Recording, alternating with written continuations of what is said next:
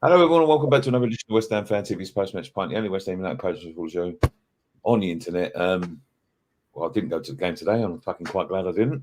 But we've just watched the Tottenham game, Tottenham 4, West Ham 1. This is going to be a difficult one to break down for me, Dan. This is going to be a difficult one for me to break down. There was good parts, there was bad parts. Obviously, the result is fucking awful. It's terrible. But it's a weird one. It's weird because I don't think we was that bad for large parts of the game. No, I mean we wasn't. Obviously, they had that first 10-minute spell on top, which we started slow. But after that, we played well. It was a fairly even game. We created chances. We caused them problems. We took the lead. Yeah. And man, it's such a tough one to take. It really is. The two big chances. The first two big chances, both fell to Kudus. Kudus hit that one. It's pretty much a carbon copy of the goal, and he hit straight at the goalkeeper. If he'd have put, and I was saying, if he'd put it to either side, that he was, he would have think. But it's those are the things that are costing us. I say we weren't bad today, yeah, and I say for large part we didn't do much wrong. That's what I would say. And for that second half, 10-minute spell, we didn't do much wrong, but we didn't do much right. I couldn't turn around and say, "Oh, we was unlucky." We let Spurs play. It was two teams that were very similar, very open, and we tried to sit back and allow them onto us. And I think that's the wrong thing to do. As I said, we were very tepid as usual. And there's no sustained sort of attacking plan. That's the truth. There is no sustained attacking plan. There's nothing that you can sit there and go, "Oh, we're relentless in the attacking." It's not like that. We lose the ball too cheaply. We've got nothing in the middle. We played some good football at times. There was some good passing going on, good link-up play, but we have we're near enough pace in this side to counter attack, and that is one of the ways you hurt Tottenham is on the counter, and we just don't have enough legs, and that's what's killing us. And I look at that team. It's the midfield. I think was a glaring issue. I thought Rodriguez played well, particularly in the first half. A lot of people was not happy with him starting, but I just feel that combo of him and Souček. There's just not enough in that midfield for me, and it's a glaring hole. Paquetá was fucking awful. Paquetá was absolutely awful, and it was funny because I was talking to a Tottenham fan the day before about him, and he was telling me James Maddison was better. I mean, James Maddison weren't much fucking better, and they was both as bad as each other. But Paquetá, he's got a lot going on in his life at the minute. I don't know why we keep on playing him. I don't know why he gave the ball away for the first two goals. He's done that several times this season, but it's because there's nothing behind him. In terms of the midfield, we're like a donut. I said that on the thing. We're like a donut. We're playing like we leave nothing in the middle, and it's hurting us. It's really hurting us. Yeah, no, big time, and he's just got to figure it out. I had some hope because I thought, okay, we're seeing the same team 3 weeks in a row. Maybe we're getting there. We're understanding, and he's working out the team, but it still looks disjointed. And I look at that. I don't want to pick on these two because it's not just about Antonio and Souček, but I just look at today. They played so well last week, the pair of them. We just can't seem to get them playing consistent, especially Antonio. We can't get them consistent performances that we need, and we desperately need Antonio to be consistent because you don't fancy Ings. Fulkrug's injured. But that's the position we've left ourselves in. We have to again rely on Antonio. Listen, I think the manager's it's odd because we were so critical about Moyes, about the team, and it just seems like as soon as something happens in the game that turns the game, right? You see the two managers today. Ange Postecoglou, right? He made a big call at half time, took Maddison off. And they needed to, they really needed to win that game. Otherwise, he'd put him under a lot of pressure. He made that one subtle change, and it worked for them. I thought Kulusevski was excellent. I thought Son was excellent, and that's just our fucking luck because he's just come back as well. But you know, it's one of them ones where I look at it and I think to myself, he made that one subtle change. If you look at the goal, when the 2 goals went in, actually, he's preparing to make 3-4 changes at the same time, and he does it every week. Like, I didn't think, honestly, before that goal went in, I didn't think it needed that much tweaking. There was bits and pieces that needed to do, and maybe like giving someone like Danny Ings a go up front, you know, instead of Antonio. It can't be much worse, Dan. Do you know what I mean? Like, and the geezer can actually score goals. But making 3-4 changes, it seems like he's trying to squeeze all these players in. That's what it seems like to me. He's trying to squeeze everyone in and get everyone sort of like their game time and all of that. And sometimes you just don't need to do that. Well, I wanted to see much earlier Alvarez for Souček and Summerhill for Paqueta. That was what I was calling for earlier into the second half. And the subs came so long, and typical fashion that we've seen quite a few times this season is while we're waiting for players to come on, we concede a goal that sort of takes, and it's the awful goal to concede. And I think that's rocked us, that own goal, the nature of it. I think Tadebo's head was gone after that. You saw him, you know, having all sorts of problems, you know, because I think that rocked him, that really affected him. And then the players come on when it's too late to really do something. So it's a real shame with the subs, man. I want to see, I said this, you know, no, I want to see Guilherme. Like, we haven't got any choice. We've just got Antonio and Ings at the moment. Guilherme, he can play up top. He's got pace. He can't do much worse. He can't, surely. You're right. If he can play up top, then he can play up top. Bowen can play up top. You know, I don't want to keep him putting sort of square pegs, round holes, and all that sort of thing. But you know, you can't. We haven't got a choice at the moment, so we need to try something else. You know, Antonio. I like Antonio. I've loved Antonio for a long time. But these games now, Van de Ven is the fastest player in the Premier League. In the Premier League, the whole Premier League, he's playing centre up against Mikel Antonio. He's never going to get any joy there. His strength is his pace, and he's playing against, you know, the fastest player in the Premier League. I think he's been clocked it twice in 2 seasons in a row. It's, you know, they're just wrong decisions. And like I saw the watch along, and I saw Jason on that, and I saw Jason was losing his fucking head over Lopetegui. Look, I'm not there yet, but I cannot get past the fact that I would be a fucking clown if I stood here, you know, giving Moyes so much stick, and I didn't sort of give this manager any stick. And you know, I said we'll give him 10 games. We're at 8 now, and it's still the same problems, you know. And he's really got to start looking at this. We've got Man United next week. We need a win to kickstart our season. And I think a big win. This would have been the perfect opportunity. Spurs were rocked. Like, we went 1-0 up, you know, and then we tried to shut up shop. That was the wrong thing to do.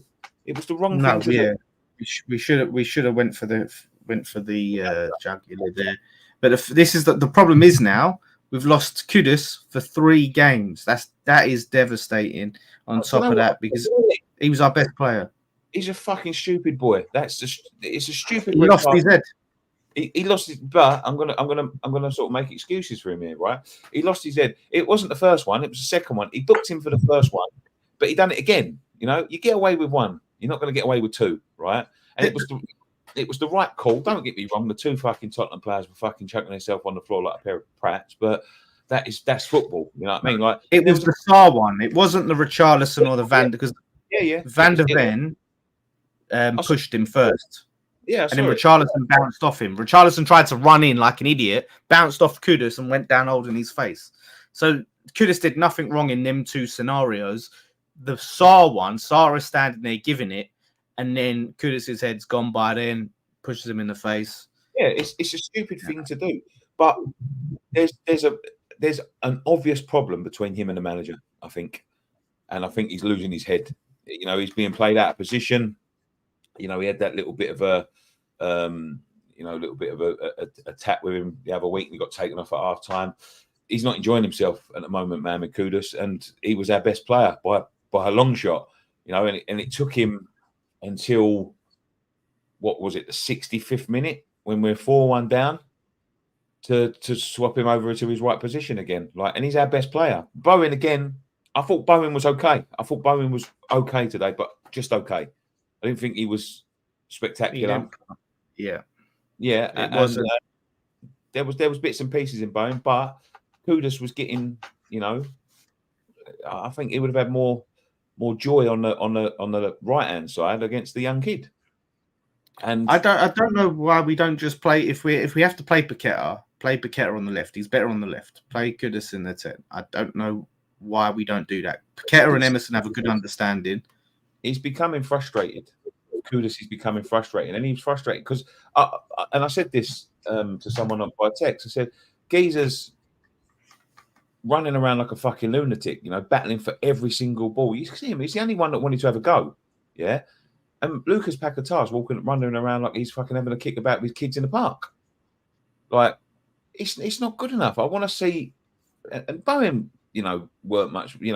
Actually, he was okay. Bowen, he done his defensive works as well. But the front three, the front four are not clicking at the moment, and a lot of it is down to Lucas Paqueta. Lucas Paqueta is meant to be the one that links everything together. He's meant to be the main man. He's meant to be the focal point, and and Kudus is running around like a fucking lunatic, and he just become frustrated. It's tough. It's tough in these London derbies, especially when you go 1-0 up and then you're 4-1 down. You saw it as he was walking off as well. Brennan Johnson was sort of laughing at him as he was walking off. So there's obviously some sort of something going on in the background in terms of the sledging, as they say. There was, but as I said, there was good parts of the game as well. I thought Wan-Bissaka was excellent. But Wan-Bissaka was absolutely excellent. I thought Kudus was excellent till his red card. We're going to miss him, but it might give. Well, it might give us a little bit of impetus to try and change it a little bit. But I'd have preferred that to be Paqueta, to be honest. Yeah, that's the thing. I would have dropped Paqueta if Kudus didn't get that red card and brought in Somerville. But Somerville's obviously going to get his opportunity now to start consistently. He needs to take it. It's a big opportunity for him.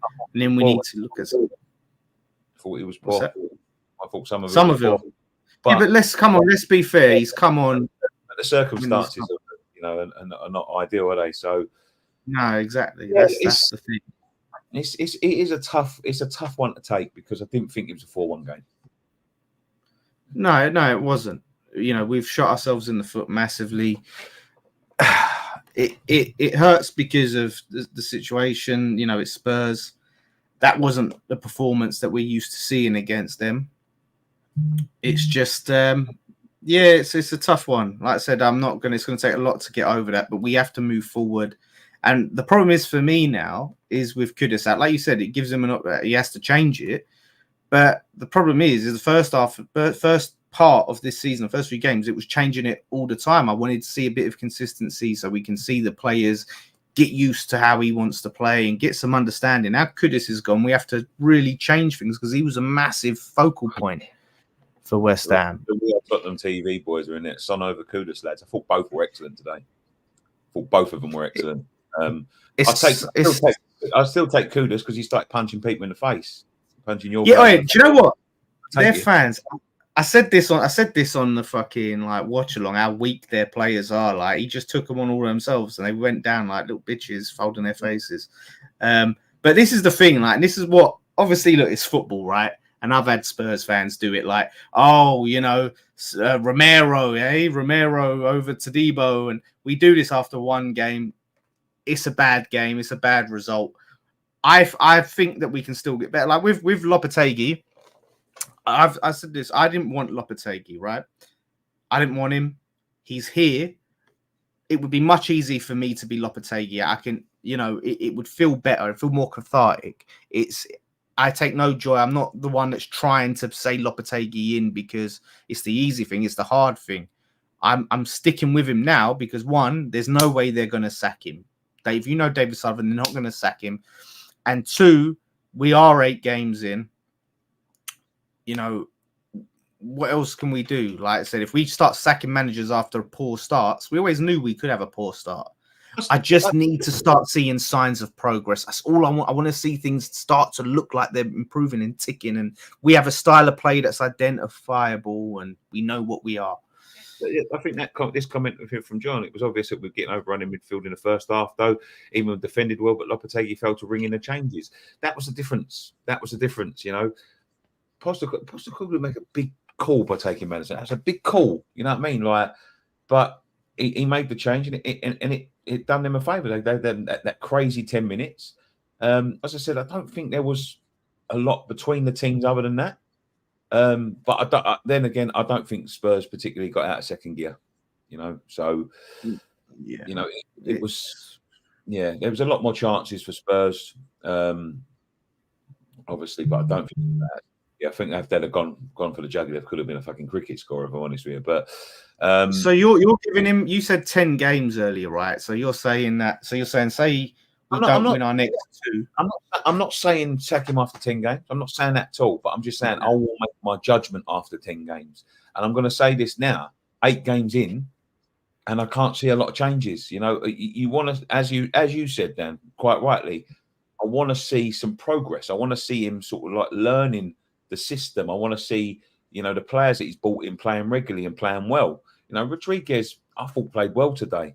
I thought he really did play well today, but Souček didn't again. And last week it was the complete opposite. Souček was excellent, and I don't think Rodriguez played well.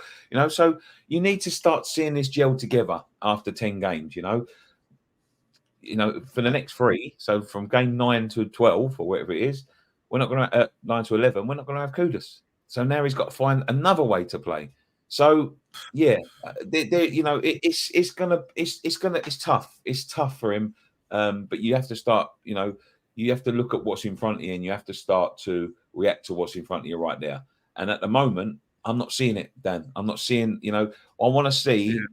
Yeah. I said it's going to take time to bed in, and I still say that now because it was such big changes. Moyes left us in a bit of a rut, to be honest with you. But Todibo lost it today. Lost it. He absolutely lost it. As soon as that own goal went in, getting pulled all over the place. I thought Slanky had a good game. And I did say it was going to be a tough test for him. We need someone like Soler in there. To be playing deep from midfield. He's still not got him in there. He's still going with them 2 sort of defensive midfielders. He needs to start to find another way to play. Otherwise, somebody told me today that it's getting a bit toxic over there again. And if this is what's going to be for the next sort of 5 to 10 games, then he's going to find it very tough to come away with his job, I think. Yeah, that's it. And yeah, these new signings like the Solers, we have to see an impact from them. And they have to. Decisions. Listen. I think, the Fulkrug news is not great. Todibo starts to, I think, Todibo looks a decent player, and it takes time, And as I said, Solanke is a handful. I like Solanke. I wanted us to go and get Solanke last season. He is a real handful. But it's, I'm not seeing much impact from the new players right now. Not like changing impact. So yeah, this is a good point actually. Wan-Bissaka, I think has had as an improving right back, but yeah, you can't say like it's mostly the older players, and he's putting a lot of faith in the players that we've had before and giving them opportunities and things like that. And he's not just bringing in these new signings, but yeah, the biggest thing for me is the worry with the striker situation because we scored 4 against Ipswich, but apart from that, it does seem like a struggle for us to score goals. We don't have that focal point. As I said, we don't have that sustained sort of period in the games where we're going on the attack. We're going attack after attack after attack. You see it. It's just so discombobulated when we attack. Yeah, you see the way Spurs were done it. You see Chelsea a couple of weeks ago. They're attacking and they're all going in, and they know where they're running and they know where they're going. It doesn't look like we're working on that. We get the ball. You see most of it. It's Bowen and Kudus running into dead ends because there's nothing going on around them. So yeah, it's Someone's mentioned Wood Prowse there. I still don't get that. I wasn't in ridiculous favour of it. decision. Ridiculous. I'm not decision. saying that he was world class or anything, but I think he was a key player for us and he brought something in. This brings me to another big issue of West Ham. Our set pieces are absolutely shocking. We offer no threat from set pieces. Bowen cannot take a corner to save his life, yet week after week we keep seeing him taking corners. What's that? Emerson was taking them today. I see Bowen take him on the right because I see him and he took one on the right, but I think the rest he was over hitting everyone. And we you know what I mean, something that used to be our strength for the past year or whatever, it has it, and that is one of Spurs' big weaknesses. Vicario flat them every time, and we have no threat. If we can't score them against them, then we're in trouble, and that is a key threat. Is when you get a corner, you want to be able to score some goals from them, and set pieces we're just terrible at.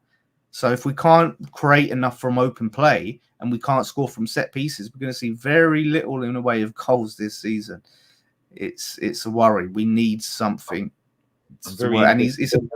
Manchester United are going to get on today. Yes.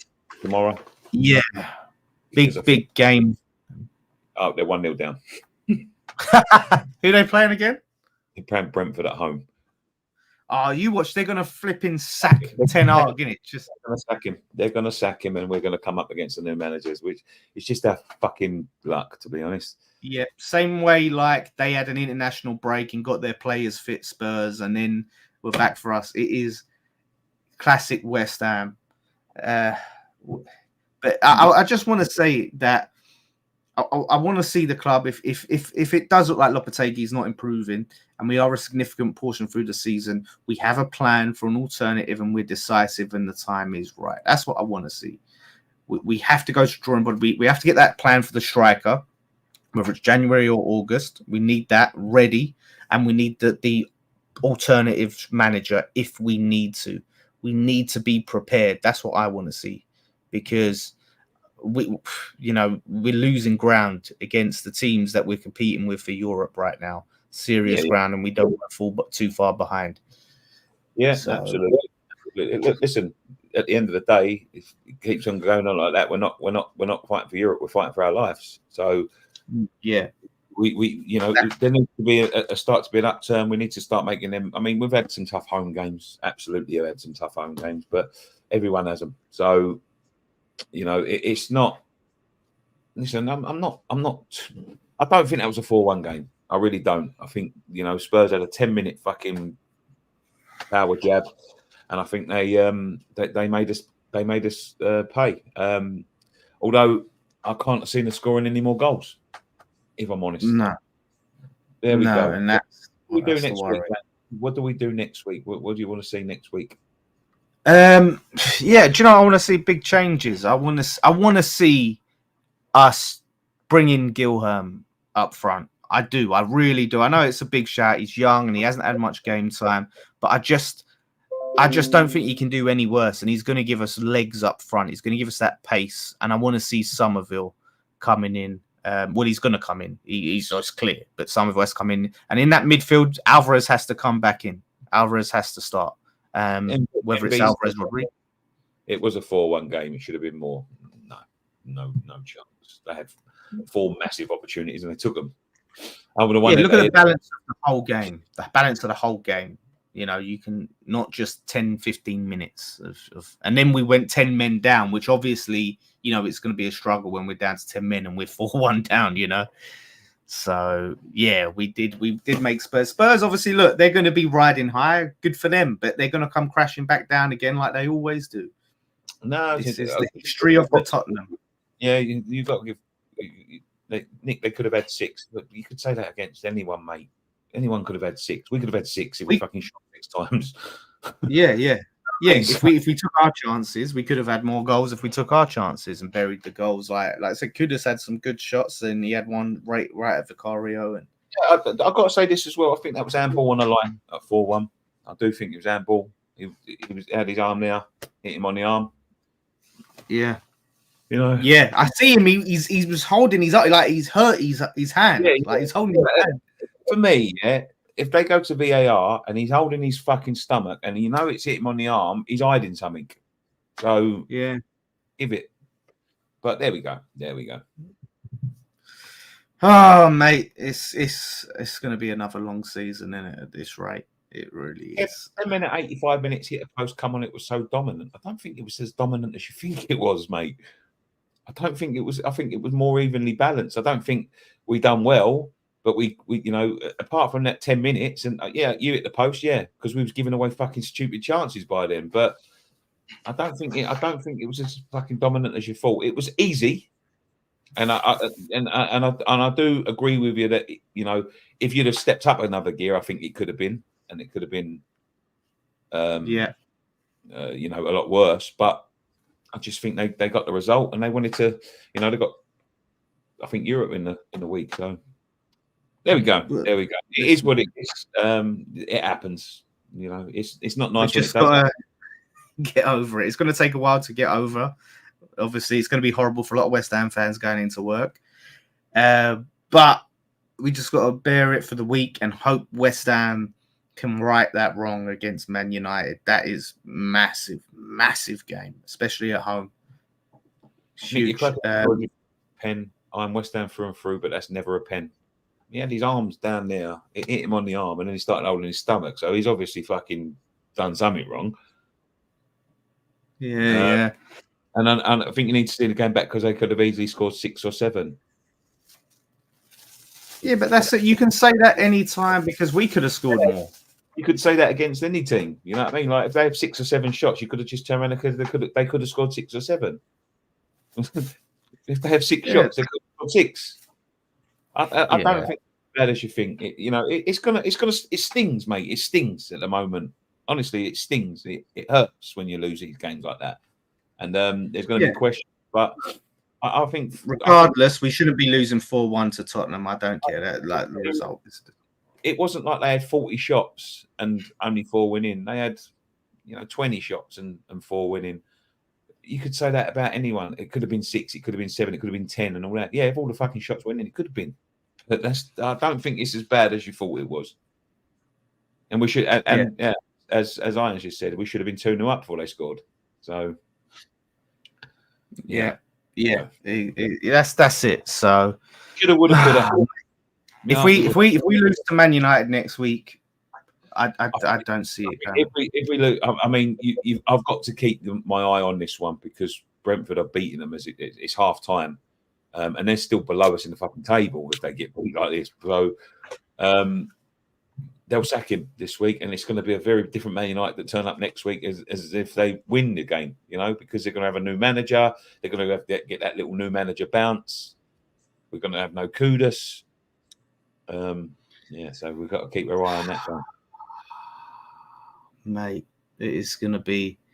And you can see how it's going to turn. You can see how nasty it can get because, again, the fans are going to want a response.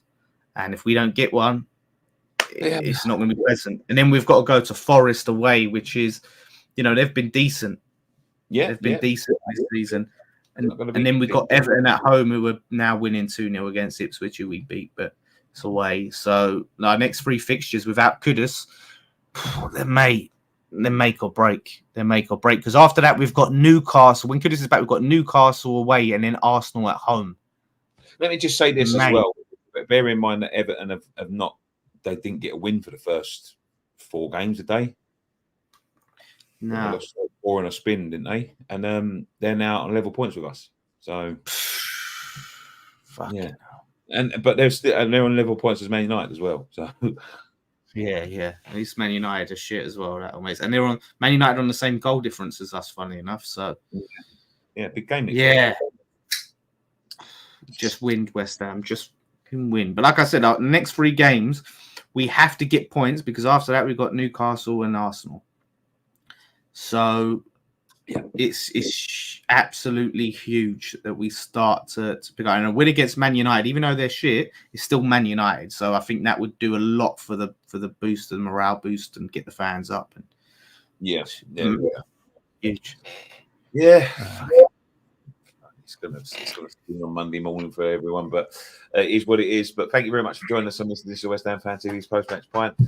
We hope to be coming back to next week for the next week's Post Match Pint with a lot more positive news. But there we go.